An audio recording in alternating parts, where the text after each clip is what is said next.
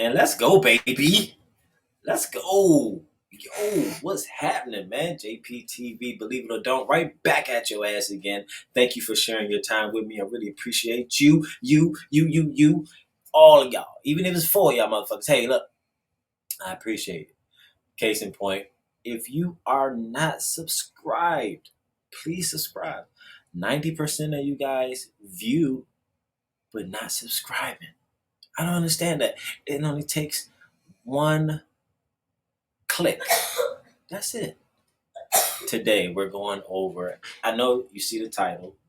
We got Jesse Lee Peterson versus Dr. Umar Johnson. For those who don't know who these people are, let's start with Dr. Umar Johnson first. He's a clinical psychologist or something like that, and he specializes in working only with African American children who are at has disruptive disorders or behavior disorders or something like that, right? Or special needs. That's what he does. Jesse Lee Peterson, for all you guys know, is an author, the radio show host, and he has a great YouTube channel as well. And right now, these guys, they both black, yeah, but they have different agreements. One believe in black, one believe in all. I let you guys figure out who's right or who's wrong. They're on the Tammy Mack show. Tammy Mack show is a TV a YouTuber as well, radio show host, a TV show host. She does it all. She's in personality as well. It is another brother on there named Imhotep. He's going to get chewed up as well. Jesse Lee just chewing up all these people because they stuck on this black stuff, right? Yeah, they stuck on this black stuff. But Jesse Lee tore him up once again. Check this out, y'all. The word sellout does exist and that it is used, right? Yeah, it is used just like the word racism. We all know that there's no such thing as racism. It's a word that made up to deceive the blind. And so when they use the word sellout, it's meant to divide and conquer. But if you're not in a fallen state, meaning that Satan is not your daddy, you can see the game that's being played. Like Dr. Umar just said, he just spoke as a blind man. He has no idea what he's talking about because there's no such thing as slavery syndrome or whatever he said. Our battle is a spiritual battle. It's either right or wrong, good or evil. And in the good old days, when boys were boys and men were men, men knew that and they led their wives and children in the right way to go. And they did have a conduct of morality. They treated everyone they would like in the way that they would like to be treated, never mind the color. They taught their children how to work and be responsible and not blame and whine. And they didn't put it out there as though they could make it. Dr. Umar Johnson just Well, I made don't up think we words. should. I don't. Reverend Jesse, I don't think we should suggest that one person knows more than the other in the sense of you saying you know it all and anyone else on the panel left. That's a little unfair. Yeah, well, I may not know my flowers, but I know Dr. Umar Johnson is blind and that he's wrong. And he doesn't know God. So he's telling people words, fancy words, in order to deceive them. If you knew that our battle is a battle between good and evil, then you would make up words in order to deceive. You would tell the truth and hope that those who are blind may wake up and see the right way to go. I grew up on a plantation down in Alabama under the Jim Crow law, and back then, black There people were no slaves on that plantation. Well, yeah, they had, as a matter of fact, my grandparents' parents ran the plantation, but they weren't slaves when I was growing up. And the point is, black people had a sense of morality then, and they loved what was right. They worked hard. They loved their country. They didn't blame because the men were leading the way. Hold that thought, Reverend Jesse. Now the black men sound like women. Hold that thought, Reverend Jesse. Dr. Umar. And before Dr. Umar come in, he's right. The racism part, right? When they say racism, instead of just saying that's wrong, when they play the racism card, that automatically connects to you emotionally. they tap into that emotional section of you, and you fall for it, and you become teammates with that player who's playing the race car. You become their teammate. So when they say jump, you jump. Go ahead. I don't want him to bring your name up and not allow you to respond. It's okay. I had been on Reverend Jesse's show before, and they have been trying diligently to have me come back. And one of the reasons I did not return to the show is because I believe that Jesse Lee Peterson knows better. In fact, he would be a textbook definition of a sellout, because he is the type of Black man who will bend over backwards to absolve the American white power structure of any responsibility for what happens to Black people. And like many sellouts, they always ignore, or they try to uh, retreat away from acknowledging the role that systemic racism plays in the life of Black people. Racism is not only about the individual mistreatment of Black people, it is about the systemic mistreatment of Black people. See, racism is a system that all white people participate in to disadvantage all members of another group. So you don't opt. And notice that he said all white people participate in. All of them. Do you think that's true or not? Put that down in the comment section. If you white, do you participate in this power white structure? Let me know in the comment section. Let me know. In, you don't opt out. And members of the target group don't opt in or opt out. But what they can do, as Jesse Lee Peterson has so effectively done in his career, is they can identify with the power structure. They can identify with white racism, and they can carve out a niche for themselves by defending the racism that is attacking Black people, as opposed to defending Black people against that racism. A Black man in America who does not stand up for his people and in turn aligns himself with the structure that is eating away at the opportunities of Black people can go very far in this country. Senator Tim Scott is an example. Jesse Lee Peterson is an example. And we will continue to create these types of personalities, Sister Tammy, if we don't come up with a code, and if the Black community doesn't start holding its members accountable for dysfunctional behavior. And there were slaves in America. That is not happening today, and it wasn't happening when I was growing up in Alabama. This idea that slavery is the cause of the lack of morality for Black people is insane. It's just another sign of an illogical mindset. Because when I was growing up, the bathroom was outdoors, outside bathroom. I had to work the cotton fields and things like that. But it was the character of the man or the woman that counted. And when I was growing up, Black people at that time were known to be men and women of character. Today, Black people, but most, are known to be men and women who lack character. The world knows that black people are suffering not because of this phony idea of racism, slavery, systemic racism, and all that crap. They know that Black people are immoral, that they come from failing parents, and that they hate everybody and they have no love. But that's not your story, is it, But Reverend? they're afraid to tell the Blacks. That's not your story, is it, Reverend Jesse? Is that your story? No, because I was raised differently. I was raised to treat all in the way that I would like to be treated, to be fair and to be honest, because you're either children of God or children of Satan. And it has nothing to do with the color. And the children of God cannot hang out with the children of Satan because they have their hearts are wicked and they have illogical mindset.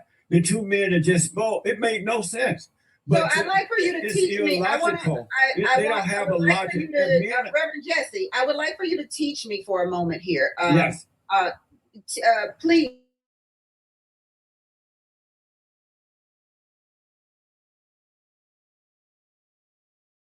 Break me America that wouldn't allow white people and black people to drink from the water fountains. Did the white institutions I attend teach me that wrong, or was that correct? I'm ready to learn from you. Well, as a matter of fact, when I was growing up, I remember the colors only signs and the whites only signs. But because most black people loved what was right, they loved God, they knew that all white people did not feel that way. It was primarily the white people who belonged to the Democratic Party, and they didn't want blacks to be a part of the Democratic Party. And so that's why the blacks started the Republican Party, because of blacks. So when we dealt with the for black only signs, for white only, common sense said it wasn't everybody. It was those who served evil. But it was majority of the white people. We can agree with that. No, right? it wasn't. It wasn't the majority of black people. It was a few. I said black majority people. of the white people. I'm sorry. Let's get back on to sellouts.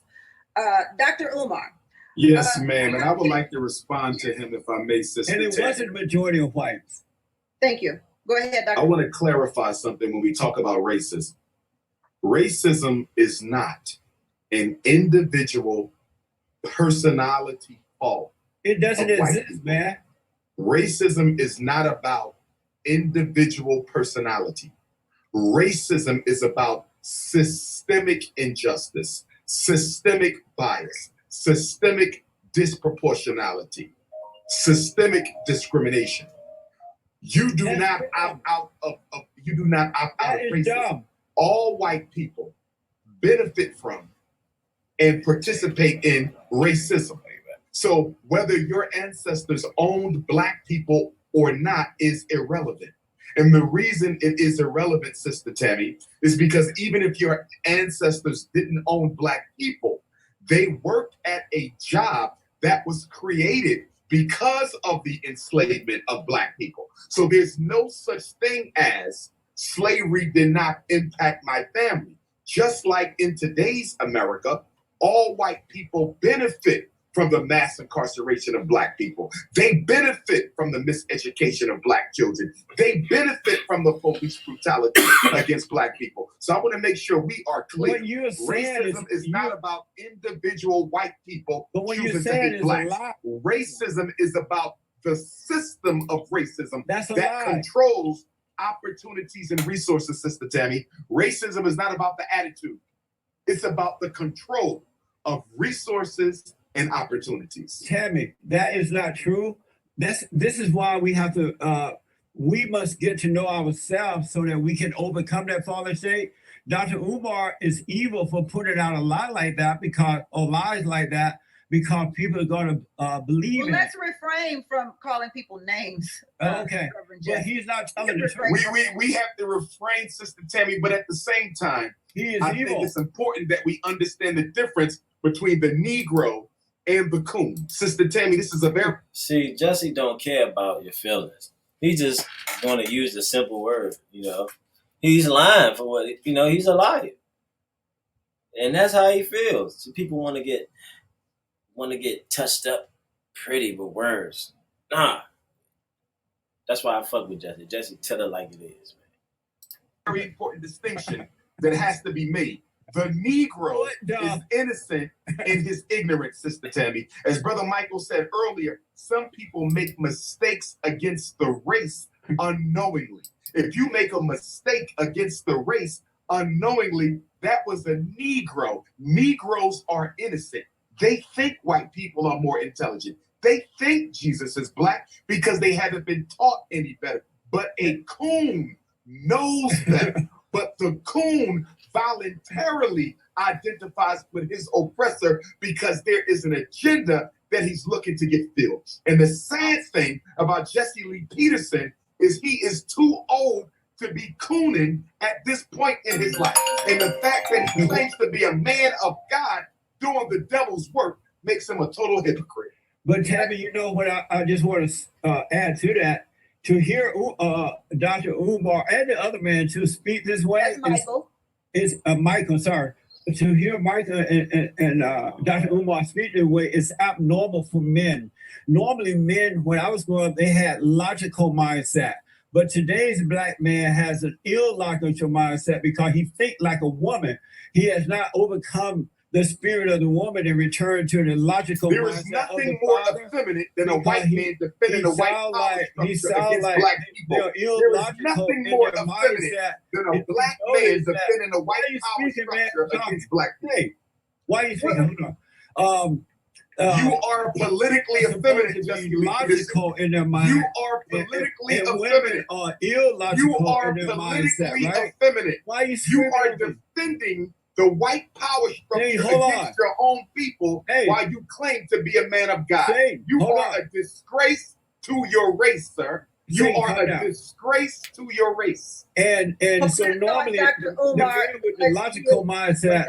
would bring the women and children to a logical mindset to help them overcome. But now the black men, not all but most, they think like their mothers and grandmothers. So they all think just like women, and that's why you can't get it right. So Because indicting racism there's makes an you order a woman. to God, and that order is God in Christ, Christ in man, Think like man women. over woman, and woman over I'm not children. interested in But I'm not today's- interested in the religious Today's black interpretation of woman racism. is today's Look, black he's woman blinking is his eyes over and the everything, men. like- and It is a mistake to women. use religion That's to why they have interpret a- political you like- phenomena. That's We're why going they to take have a an quick break and illogical we'll come right mindset. back on the Tammy McFadden Show on Fox Soul. Let's take a quick break. We'll come right back. Say that again. Would you consider them sellouts? Who? Steve Harvey and there's another one I'm thinking of. But I wouldn't consider Steve Harvey a sellout as strictly as I would consider a Shaquille O'Neal, a Charles Barkley, and a Kendrick Perkins sellout. And the reason I'm drawing a distinction is whenever Shaquille O'Neal, Charles Barkley, and Kendrick Perkins open their mouth on issues involving black people, they always take the side of the white power structure.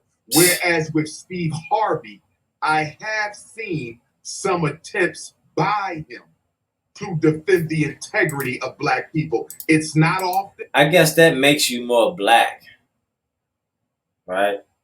Does that make you more black? That you have to uphold other black people that you don't even know, killing, robbing, shit like that, you know. But nah, they black, so they your people. They your people. I'm not even going to say it's acceptable, but there is levels to the coon kingdom. There's levels to the coon kingdom. So even though they are all sellouts, you have your grade A coons like Jesse Lee Peterson and Charles Barkley, and then you have your grade B coons, which would be like a Kendrick Perkins and a Shaq, and then you have your grade C coons, which would be like a Steve Harvey. So there's levels to the coon kingdom. That man got a whole alphabet. But you do put him in the coon kingdom.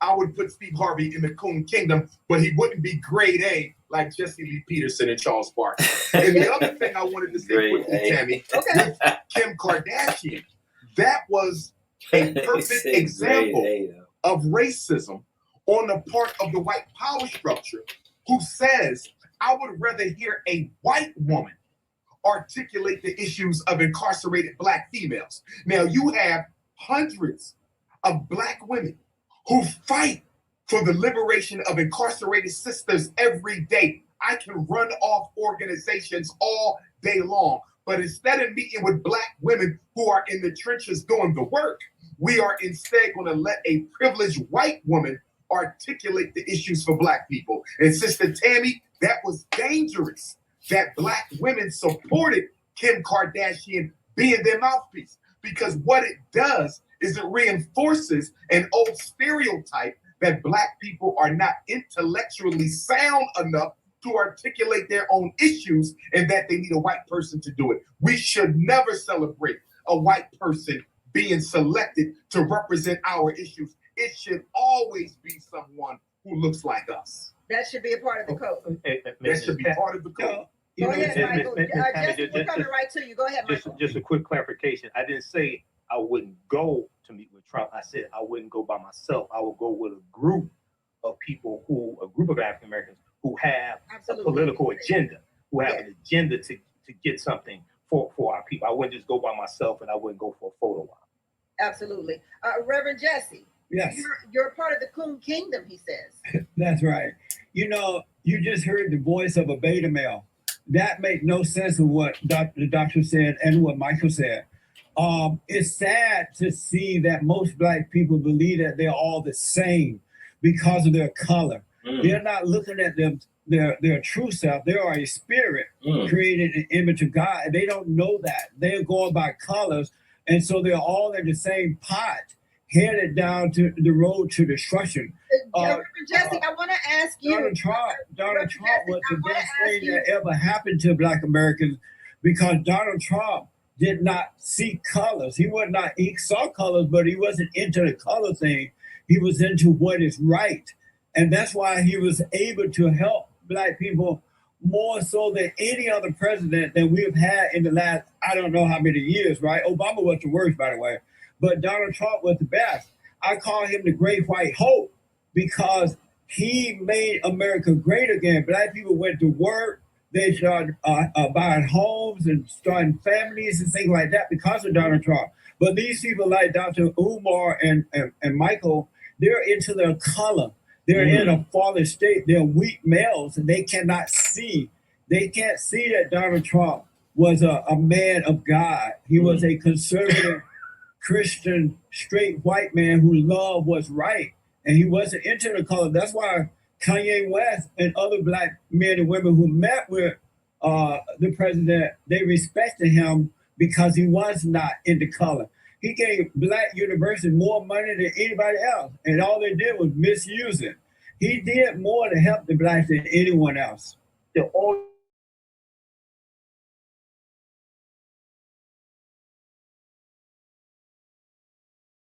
levels of these Black people.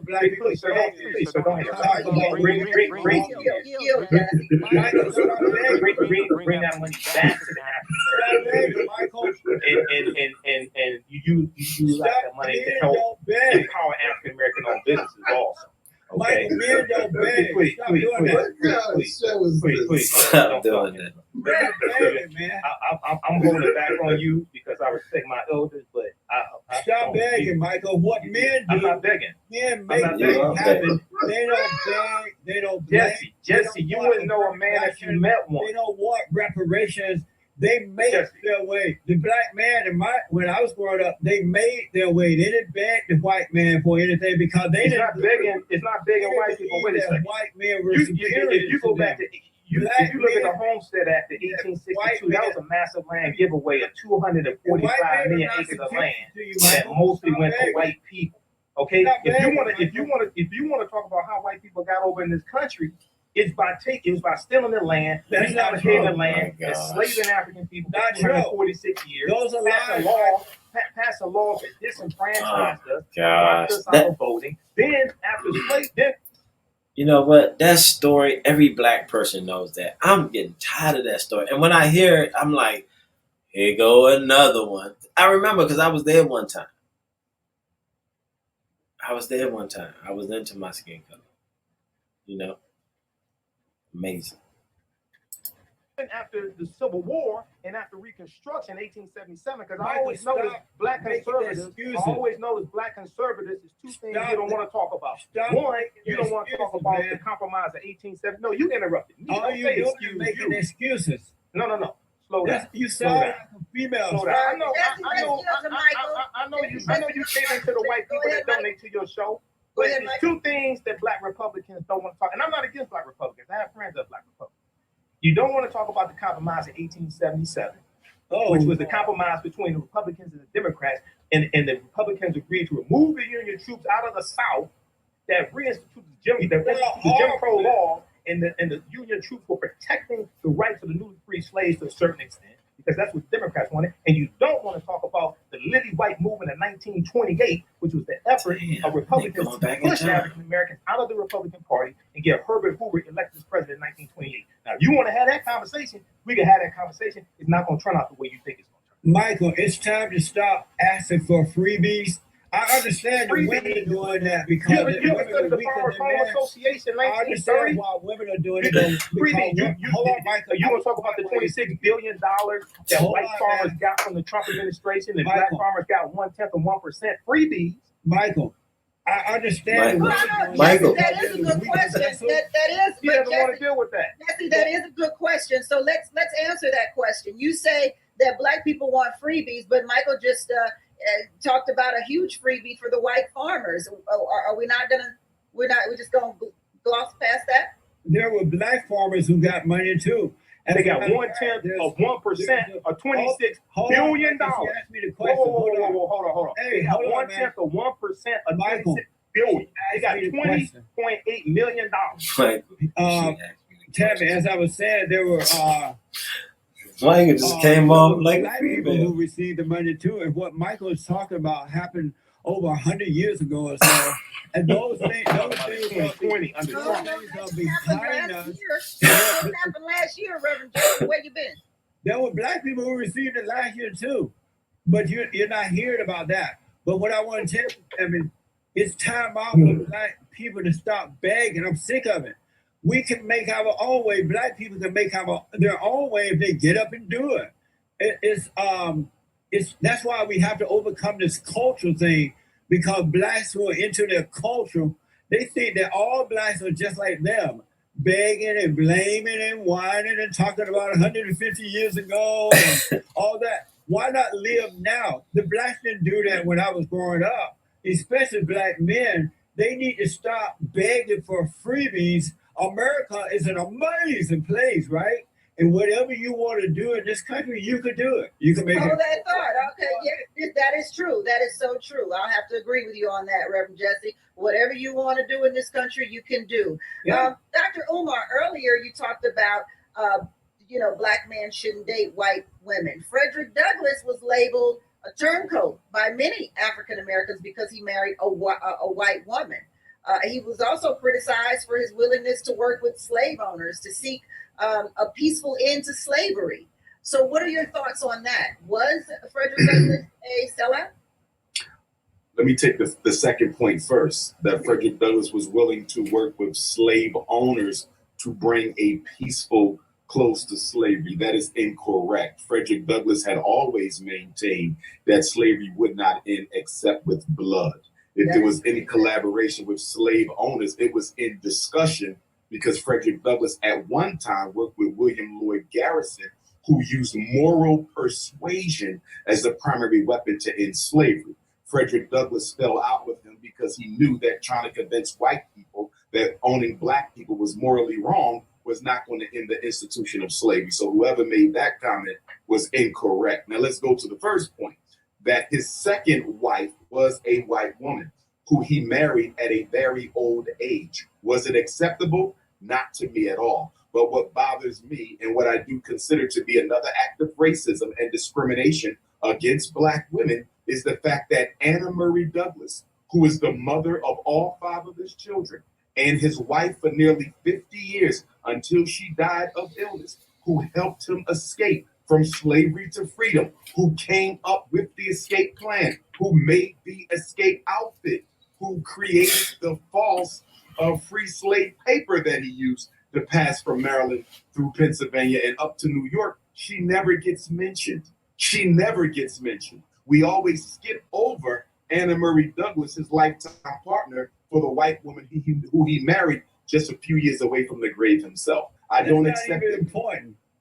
I don't accept it, Sister Tammy, but can we please show respect to Queen Mother Anna Murray Douglass? She is entitled to respect, and black people have to stop skipping over his real wife for the woman he spent the last few years of his life with. Tammy, let me tell you this about the black farmers. So, do you think Farmers are getting a huge freebie from the USDA today, right? According to the Washington Post, $5 billion of Biden's stimulus package is going to benefit black farmers, but they still going to be begging. It's not going to satisfy them, because it's not the lack of material thing that blacks are having a problem with. It's the lack of moral character. Blacks are immoral, not all, but most. And we're going to take a quick break? We'll come right back on the Tammy McLeod Show on Fox Soul. Dr. Umar, what's going on with the school? Where can we contribute? What can you tell us about it, or is there something else you'd rather discuss tonight? Oh, that's fine. Brothers and sisters who want to support the renovation efforts at the Frederick Douglass and Marcus Garvey Academy can do so on the Cash App at $FDMG School. I repeat, on the Cash App, $FDMG School. Also on PayPal at paypal.me/FDMG Academy. I will also be speaking in Las Vegas on the 14th of May, Oakland the 15th of May, Los Angeles the 16th of May, Palm Springs, the 22nd of May, South Bend, Indiana, the 23rd, Fayetteville, North Carolina, June 4th, Statesville, North Carolina, June 6th, Juneteenth, Atlanta on the 19th, Detroit, Michigan, Preschool Educators Conference, June the 18th, and Louisville, Kentucky, Marcus Garvey birthday celebration on August the 14th. Brothers and sisters want to reach me, drumarjohnson.com or 215-989-9858. You know your whole sketch, your whole tour by heart. I don't even know. Were you reading that off? How do you know that? You have to know it by heart. Don't forget Hartford, Connecticut, June 26th, Nashville, Tennessee, July 17th. Okay. I think I'm gonna have to meet you in LA since that's where I am. So I'll. Yes, ma'am. And they can order the new book as well at drumarjohnson.com. Knocking out the coons, knocking out the haters, knocking out the YouTubians, baby. Well, ladies and gentlemen, what you think? Jesse Lee, I think he just smashed the whole panel. You know, a lot of, and I got one question. I'm not gonna be long. I got one question. Does your skin color dictate your thinking?